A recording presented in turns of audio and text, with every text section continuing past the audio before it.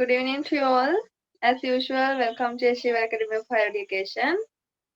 Okay, now so far we have learned present simple tense, how to use present simple tense, what are the usages, and how to make questions, negatives, and everything we have learned. Now today's lesson is present continuous tense. I'm pretty sure that you all have heard this and you may be using this tense. Okay. Present continuous tense. Let's see what's the meaning of this one first. Present. When I'm writing present, you know the action gives a meaning which is related to the present. Then the next word, continuous. Okay, now you know this word, continuous. You have heard it.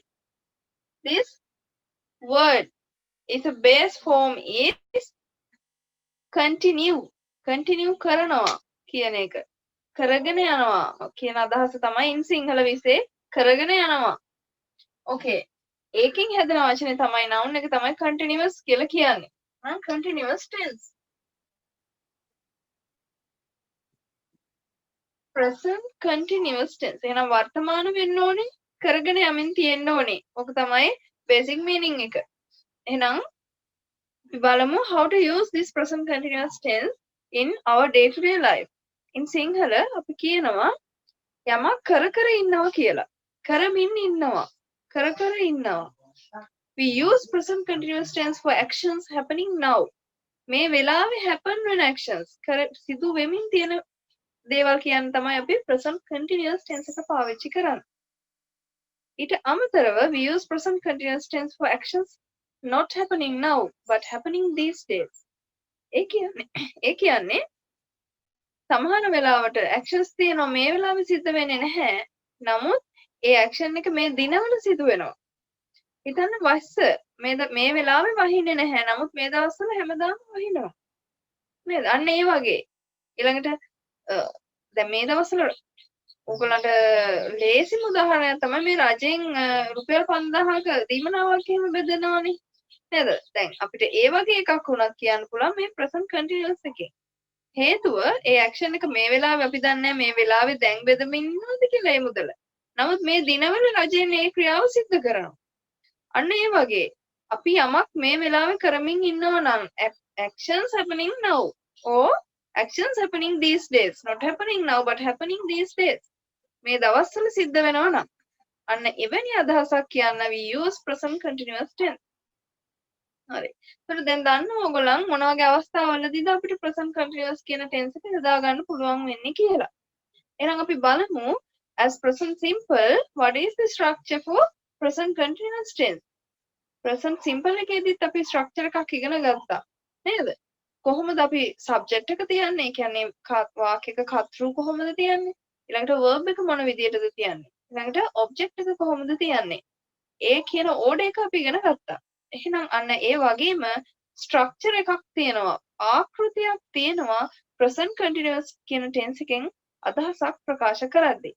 හරි අපි බලමු ඉස්සෙල්ලාම ඔය කියන structure එක මොන වගේද කියලා.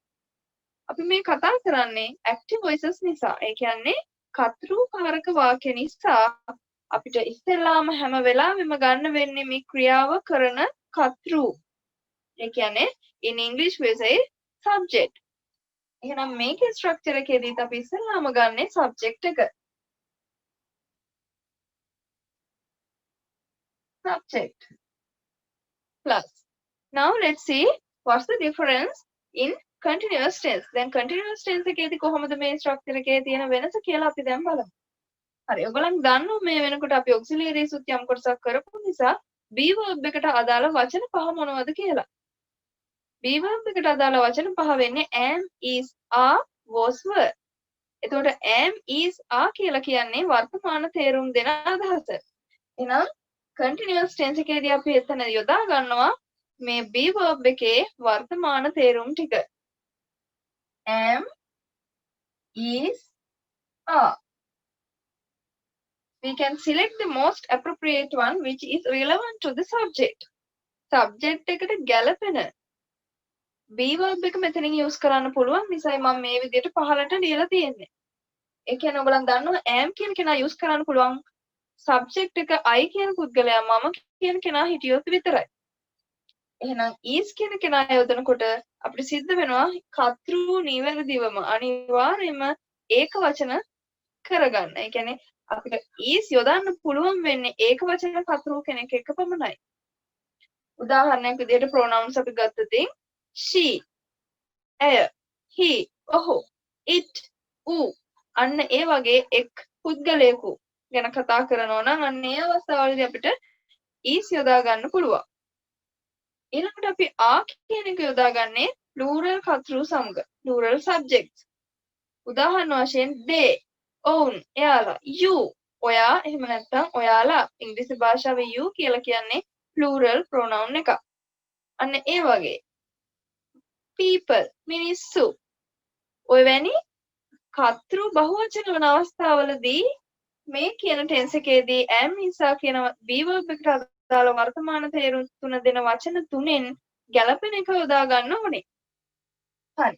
මේ ඇක්ෂන් එක මේ වෙලාවේ සිද්ධ වෙනවා. එහෙම නැත්නම් මේ දිනවල සිද්ධ වෙන බව පැහැදිලි කරන්න ඔයගලන්ට මෙතනදී යොදා ගන්න verb එක අනිවාර්යයෙන්ම ing කරන්න සිද්ධ වෙනවා. Verb must be in ing form. සාමාන්‍යයෙන් අපි ළමයින්ගෙන් verb එකක් කියන්න කියලා ඇහුවම dancing, eating ඔය විදිහට තමයි උත්තරේ හම්බෙන්නේ. හොඳට මතක තියාගන්න ඕනේ ක්‍රියාපදයක සාමාන්‍ය ස්වරූපය කියලා කියන්නේ infinitive එක. ඒකට ing එකතු කරනවා කියලා කියන්නේ ඒකේ ස්වරූපය වෙනස් කර ගන්නවා කියන එක. ඉතින් අපි මෙතනදී කරන්නේ සාමාන්‍ය ක්‍රියාපදයක ඒ කියන්නේ drink, eat, think ඔය වගේ තියෙන ක්‍රියාපදයකට ing එකතු කරලා ඒ ක්‍රියාව මේ වෙලාවේ සිදු වෙමින් පවතිනවා කියන අදහසට හරව ගන්නවා. ඊළඟට අපි මේකේ object එක එකතු කරනවා. ඒ කියන්නේ ක්‍රියාවට යටත් වෙන යම්කිසි දෙයක් හෝ කෙනෙක් ඉන්නවා නම් අපි ඒ කොටස එකතු කර ගන්නවා. එතනින් එහාට කැමති නම් වාක්‍ය දික් කර ගන්න පුළුවන්. මේ කොටස් ටික තමයි present continuous කියන tense එකට අදාළ structure එක වෙන්නේ. මේ ස්ට්‍රක්චර් එක හැම වෙලාවෙම අපි ඔළුවේ තියෙන්න ඕනේ කොහොමද නිවැරදිව මේ කොටස් ටික ගලපලා යම්කිසි ක්‍රියාවක් මේ මොහොතේ සිද්ධ වෙනවා. එහෙම නැත්නම් මේ දවස්වල සිද්ධ වෙනවා කියන අදහස අනිත් කෙනාට ට්‍රාන්ස්ෆර් කරන්න කියලා. හරි. මම හිතනවා මේ කොටස පැහැදිලි ඇති කියලා. මෙතෙන් එහාට එන කොටසදී අපි rest කියන මම වචනේ යොදන්නම්. ඒ කියන්නේ මෙතනදී එන කොටස ඔයගලන්ට ඩිපෙන්ඩ් වෙනවා තමන් කියන අදහස අනුව. මෙතනින් එහාට object එක කියන කොටස උනත් rest එක උනත් තියෙන්නත් පුළුවන් වාක්‍යය. එහෙම නැත්නම් නොතියෙන්නත් පුළුවන්. පැහැදිලි? මෙන්න මේ කරුණු තුන subject එක, be verb එකේ වර්තමාන ස්වරූපය සහ ing verb එක කියන එක අනිවාර්යයි සර්ව සම්පූර්ණ වාක්‍යයක් වෙන්න. ඒ කියන්නේ ඇක්ෂන් එකක් මේ වෙලාවේ සිද්ධ වෙනවා. එහෙම නැත්නම් මේ දිනවල සිද්ධ වෙනවා කියන අදහස තව කෙනෙකුට ට්‍රාන්ස්ෆර් කරන්න නම් මේ කොටස් තුන අනිවාර්යයෙන්ම යොදා ගන්න ඕනේ. හරි. මම හිතනවා දැන් මේ කොටස ඔයගලන්ට පැහැදිලි ඇති කියලා. අපි බලමු කොහොමද මේක උදාහරණයකට යොදාගන්නේ කියලා. මම උදාහරණයකට කියනවා මම මේ දවස්වල ඉංග්‍රීසි ඉගෙන ගනිමින් ඉන්නවා. Now you all are coming to this class නේද? මේ දවස්වල මේ පන්තියට එනවනේ to learn English. හරි. We can say in Sinhala මම මේ දවස්වල ඉංග්‍රීසි ඉගෙන ගනිමින් ඉන්නවා. So I write in Sinhala here.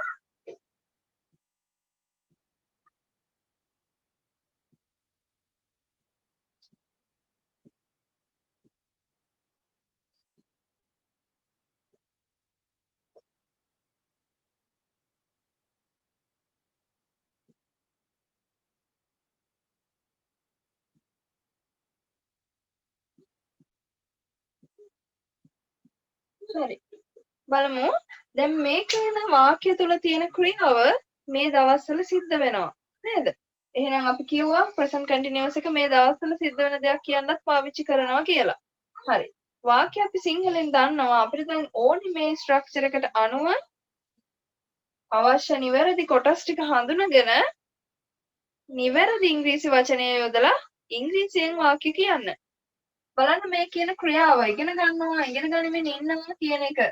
මෙන්න මේ ක්‍රියාපදේ කරන පුද්ගලයා තමයි මම. එහෙනම් කතරු කියන්නේ මෙන්න මෙයා සබ්ජෙක්ට් එක මම. එහෙනම් අපිට ගන්න සිද්ධ වෙන වාක්‍ය මුලදීම I කියන වචනේ. මම. එහෙනම් Iත් එක්ක යොදා ගන්න සිද්ධ වෙන්නේ am කියන එක. එහෙනම් අපි am යොදා ගන්නවා. එහෙනම් ඉගෙන ගනිමින් ඉන්නවා. මේ ඉගෙන ගනිමින් ඉන්නවා කියන සිංහල වචනේ ක්‍රියාව තමයි ඉගෙන ගන්නවා කියන එක. ඉගෙන ගන්නවට ඉංග්‍රීසියෙන් කියන්නේ learn කියලා. නේද? දැන් learn කියන වචනේ ඔයගොල්ලෝ මේක දන්නව වුණාට I am learn කියන්න බෑ. මේ දිනවල මේ action එක සිද්ධ වෙනවා නම් we have to say in ing form. learning එක ing කරන්න සිද්ධ වෙනවා. I am learning මොනවද ඉගෙන ගන්නෙ? English. I am learning English. මේ ඉගෙන ගන්න දෙය තමයි object එක විදියට ගන්නෙ. එහෙනම් rest එක කියන කොටසදී තව අපිට මේ වාක්‍ය ඉතුරු වෙන මෙන්න මේ දිනවල කියන කොටස. එක කැමති නම් ඔයගලන්ට these days කියලා වාක්‍ය අවසානයේ තියන්න පුළුවන්.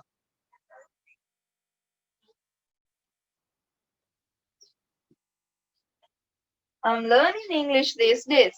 මේ these days කියන කොටස අපිට වාක්‍ය මුලදී උනත් යොදා ගන්න පුළුවන්. මේක මේ වාක්‍යයට ප්‍රධාන වාක්‍යයට සම්බන්ධ නොවන විදිහට කියන්නත් පුළුවන්. These days I'm learning English. I'm learning English these days. ඔය විදිහට වාක්‍ය මුල හොවාග කැමති විදිහකට කියන්න පුළුවන්. හරි. මම හිතනවා දැන් මේ කොටස පැහැදිලි කියලා. අපි බලමු මේ වෙලාවෙ සිද්ධ වෙන ඇක්ෂන් එකකුත් කොහොමද කියන්නේ කියලා.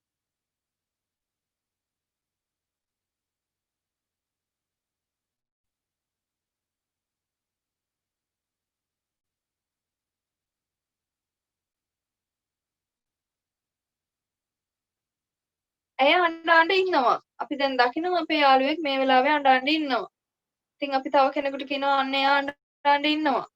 එතකොට මේ action එක මේ අඬනවා කියන ක්‍රියාව මේ වෙලාවේ සිද්ධ වෙනවා. This action is happening now.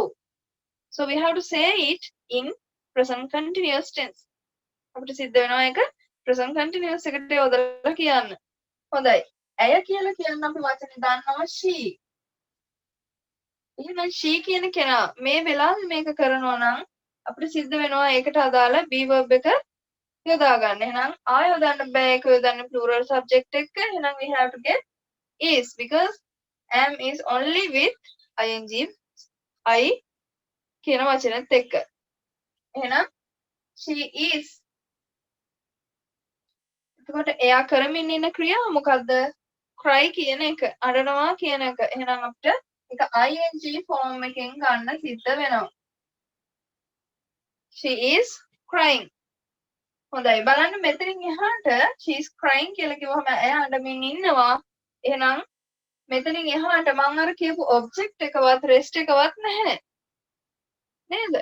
එතකොට වාක්‍යයක් සම්පූර්ණ වෙන්න මම ඔයගලන්ට පැහැදිලිවම කිව්වා මෙන්න මේ කොටස් තුන නිවැරදිව සම්පූර්ණ වෙන්න ඕනේ. මෙතනින් එහාට තියෙන ටික not a must, not compulsory. ඒක අනිවාර්ය නැහැ. හරි. මම හිතනවා දැන් මේ කොටස් ටික පැහැදිලි ඇති කියලා. මේ කියන ස්ට්‍රක්චර් එකට අනුව දැම්මම සිංහලෙන් කියන වාක්‍ය ටික මට බලන්න එක්කෙනෙක් කියන්න ඉංග්‍රීසි වලින් මේ ස්ට්‍රක්චර් එකට අනුව. හරි. පළවෙනි වාක්‍ය තමයි ඇය පොතක් කියවමින් ඉන්නවා. She is reading a book. Very good. Next one. තාත්තා කාර් එක හොද ඉන්නේ. Father is washing the car. Washing the car. හරි. ඊළඟ වාක්‍ය තමයි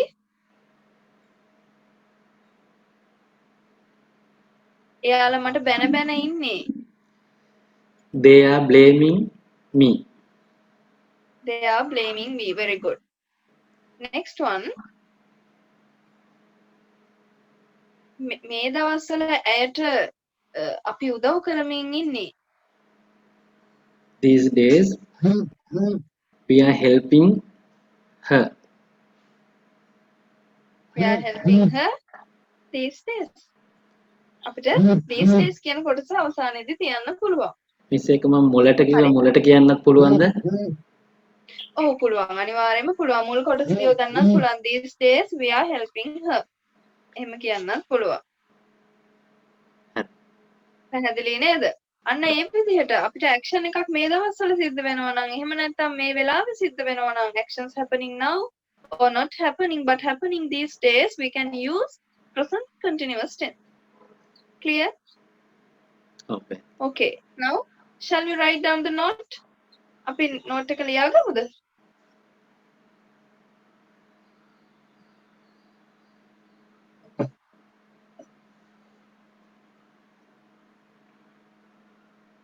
We know how to use present continuous tense.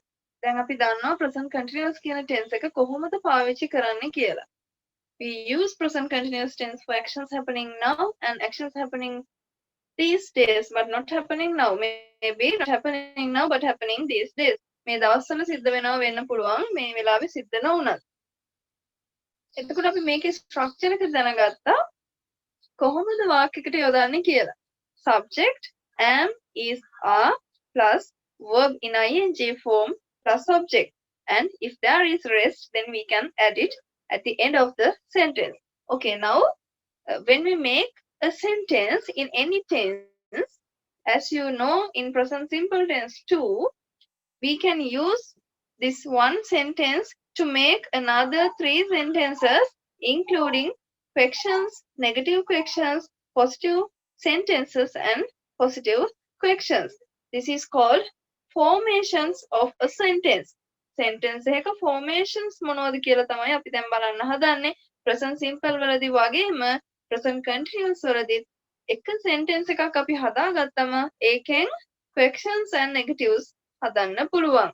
Okay, now let's see how to make questions and negative formations using present continuous tense sentence. I'll give an example which is very easy for you. We are playing cricket. Okay, now you know the Sinhala meaning here. The Sinhala meaning is අපි cricket සෙල්ලම් කරමින් ඉන්නේ. අපි cricket ගහන ගමන් ඉන්නේ. We Sinhala casually we say අපි මේ cricket ගහන ගමන්නේ කියලා කියන්නේ නේද? ඉතින් අපි මේ cricket ගහන ගමන්නේ කියලා කියන්නේ අපි cricket සෙල්ලම් කර කර ඉන්නේ කියන එක. ඉතින් English වලදී අපි cricket ගහන ගමන්නේ ඉන්නේ කියන වෙනම ක්‍රමයක් නැහැ. We have to use present continuous tense to mention that we are doing this action now. Okay, now let's see how to make questions and negative formations using this sentence. Okay, for your easy understanding, I will write it in Sinhala too.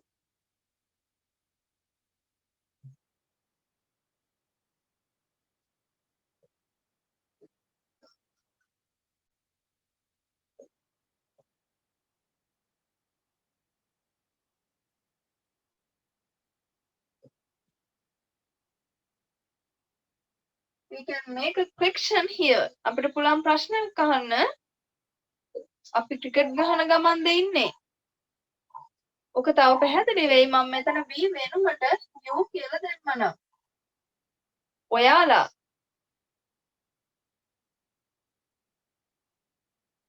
ඔයාලා cricket සෙල්ලම් කරන ගමන් ඉන්නේ. මම ප්‍රශ්නයක් අහනවා. ඔයාලා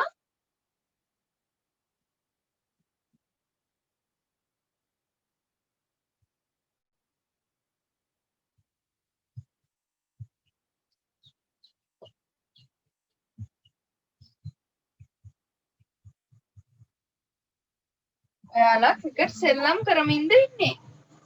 ඔන්න මෙතන තියෙන ප්‍රශ්නයක්. ඉතින් අපිට හරිම ලේසි ප්‍රශ්න හදන්න in present continuous tense.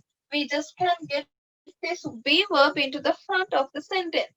මේ be verb එක අපිට වාක්‍යයේ ඉස්සරහට අරන් එන්න විතරයි තියෙන්නේ.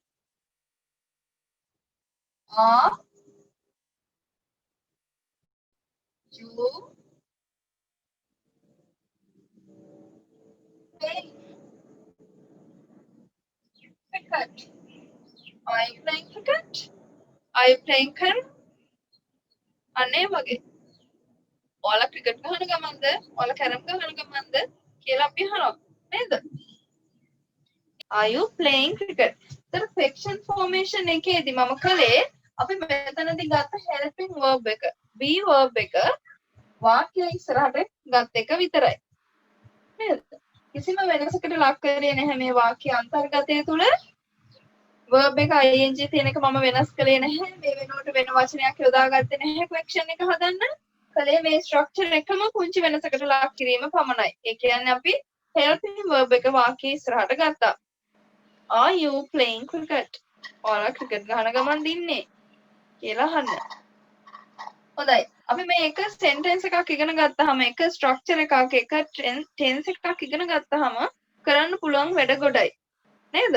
ඉතින් කිසිම බයක් නැතුව අපිට ප්‍රශ්නයක් වුණත් අහන්න පුළුවන්. හරි. අපි දැන් කියනවා උත්තරය දෙනවා ඔව් අපි ක්‍රිකට් ගහන ගමන් ඉන්නේ. Yes we are playing cricket. එහෙනම් we can say this sentence again. Yes we are playing cricket. Okay. දැන් අපි මේ වෙලාවේ ක්‍රිකට් ගහන්නේ නැත්නම් මොකද කරන්නේ? අපි කියනවා නේද නෑ නෑ මේ වෙලාවේ නම් අපි ක්‍රිකට් ගහන්නේ නෑ කියනවා නේද? එතකොට කොහොමද අපි නැහැ කියන කතාව කියන්නේ? කියන්න සිද්ධ වෙනවා අපි මේ වාක්‍ය මේ ආකාරයෙන්ම නෙගටිව් කරලා බලමු. ඔයාලා ක්‍රිකට් සෙල්ලම් කරමින් නෙමෙයි ඉන්නේ.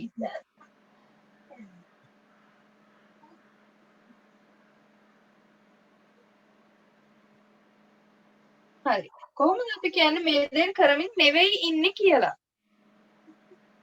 දැන් බලන්න මේ ප්‍රධාන වාක්‍යය තියෙන්නේ අපි මේ වෙලාවේ මේ ක්‍රියාව කරමින් ඉන්නවා කියලානේ. එහෙනම් අපිට සිද්ධ වෙනවා මේක කරමින් නෙවෙයි ඉන්නේ කියලා කියන්න. එහෙනම් අපි මොකද කරන්නේ? you කියන එක ඒ ආකාරයෙන්ම තියලා අපි මේ helping verb එක ගන්නනේ ආ කියලා. ඕක අපි නෙගටිව් කරනවා. එකතු කරනවා not කියන එක. You are not playing cricket. You are not playing cricket. ඔයාලා ක්‍රිකට් සෙල්ලම් කර නෙමෙයි ඉන්නේ. එහෙනම් මේ you are not කියන එක අපිට කෙටියෙන් කියන්න පුළුවන් aren't කියලා. You aren't playing cricket. පැහැදිලිද? අපි දන්නවා දැන් මේ වෙනකොට කොහොමද අපි නෙගටිව් වාක්‍යයක් කියන්නේ කියලා. present continuous එකෙන් කොහොමද නෙගටිව් වාක්‍යයක් කියන්නේ? කරන්නේ නැහැ කියලා මේ වෙලාවේ දෙයක් කරන්නේ නැහැ කියන එක කියන්නේ කොහොමද කියලා. අපි කිව්වා you are not playing cricket. එහෙම නැත්නම් you aren't playing cricket. එහෙනම් අපි she කියලා තිබුණා නම් ඇය කියලා තිබුණා නම් අපිට ගන්න සිද්ධ වෙන්නේ ආ නෙවෙයි is නේ. එහෙනම් අපිට ඒක තමයි නෙගටිව් කරන්න සිද්ධ වෙන්නේ. She is not playing cricket. ඇය ක්‍රිකට් සෙල්ලම් කරමින් නෙවෙයි මේ වෙලාවේ ඉන්නේ කියලා අපි කියන්නේ. She isn't playing cricket. Is not or else you can say isn't. පැහැදිලිද? හරි. එතකොට අපි බලමු කොහොමද මේකෙන් කරමින් නෙවෙයිද ඉන්නේ කියන නෙගටිව් ෆ්‍රැක්ෂන් එක අහන්නේ කොහොමද කියලා. කොහොමද අහන්නේ නෙගටිව් ෆ්‍රැක්ෂන් එක? ඔයාලා ක්‍රිකට් සෙල්ලම් කරමින් නෙමෙයිද ඉන්නේ. ඉතින් මේක තමයි නෙගටිව් ෆ්‍රැක්ෂන් එක. හොඳයි අපිට මෙතනදී කරන්න තියෙන පුංචි දෙයක් මෙතන ප්‍රශ්නේදී අපිට මේ කියන ප්‍රධාන වාක්‍යයෙන් තිබුණ ආ කියන ඉස්සරහට ගත්තා වගේම නෙගටිව් එකේදී නෙගටිව් ෆෝමේෂන් එක ඉස්සරහට ගන්නවා. හෙල්පින් verb එකේ නෙගටිව් ෆෝම් එක ඉස්සරහට ගන්නවා. නම් අපිට මෙතනදී ගන්න තියෙන්නේ are not කියන එක. I will get the short form here. Aren't. Aren't you playing cricket? Aren't you playing cricket? Aren't you playing cricket? Aren't you reading a book? පොතක් කියව නෙවෙයිද ඉන්නේ? මම දැන් අහනවා ඔයා නෙවෙයි ඇය පොතක් කියව නෙවෙයිද ඉන්නේ කියලා. කොහොමද අහන්නේ අපි මේ වාක්‍ය එහෙනම්? Negative question එක how to make the negative question? Isn't she reading a book? Yeah, isn't she reading a book? Another example. එයාලා ඇයට උදව් කරමින් නෙවෙයිද මේ වෙලාවේ ඉන්නේ? How to ask that? Aren't they helping her? Are they helping her? Yes, very good. Another example, your own example, could you please give me? Isn't she following an English course? Isn't she following an English course? A English course නෙවෙයි කියන්නේ an English course. Because English, when we pronounce English, E gives a vowel sound. So we have to use N with that word. Clear? Clear. Okay, now I think you can make fractions and negatives using this tense. Okay, let's see a summary here. ඔයාලා cricket සෙල්ලම් කරමින් ඉන්නේ. You are playing cricket. ඔයාලා cricket සෙල්ලම් කරමින්ද ඉන්නේ? Are you playing cricket? ඔයාලා cricket සෙල්ලම් කරමින් නෙවෙයි ඉන්නේ. You are not playing cricket. ඔයාලා cricket සෙල්ලම් කරමින් නෙවෙයිද ඉන්නේ? Aren't you playing cricket? I think you all are clear how to use present continuous tense now. Okay, now I'll send you a worksheet as homeworks. You can complete it and you can send me a voice cut practicing this tense.